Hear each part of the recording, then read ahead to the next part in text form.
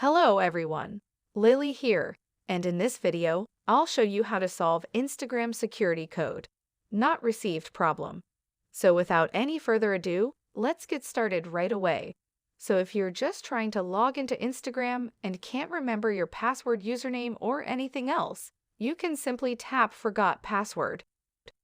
So depending on what you entered there, it will either send you a security code or they will email you a login link.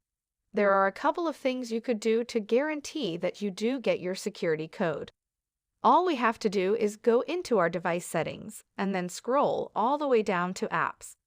And then press on the search bar over here and then search for Instagram, and we'll select that.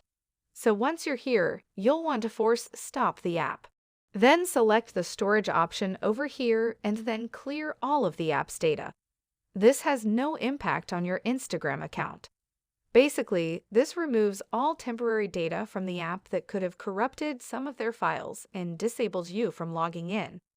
So after you've done that, go back and head to the permissions option and allow all of these. So once you've completed all of that, go out of here and go back to Instagram where you should be able to use it without any loss. Please let us know if you have any questions in the comments section below, and don't forget to subscribe. Thanks for watching.